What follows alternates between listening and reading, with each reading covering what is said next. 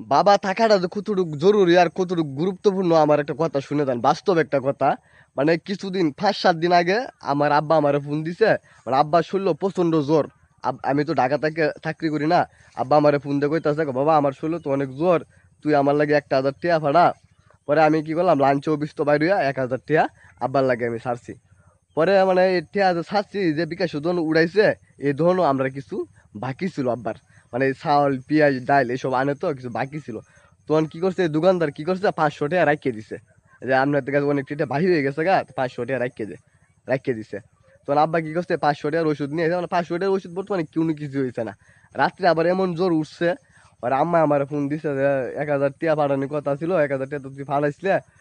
দোকানদারে কি করছে 500 টাকা রাখিয়ে দিছে, দোকান ভাই তোর বাপের ওষুধ দি মানে আনা হয়েছে না। মানে এই কথাটা শুনে মানে আমার বুকটা একবার ফাইটে গেছে গা, বুঝছেন? মানে ফাটলেও কিছু করার নাই, কারণ আমরা হচ্ছে মধ্যবিত্ত ফ্যামিলি, গরিব মানুষ, তেমন কোনো কিছু একটা করতে পারি নাই। টাকা পয়সা একটা বেশি না, একজনের সাথে একটা গরমও দেহানি যাইতো না। চিন্তা করলাম বিষয়টা, যে আসলে শালার মানে কি কই আমি, মানে বলার মতো কোনো ভাষা নাই, বুঝছেন?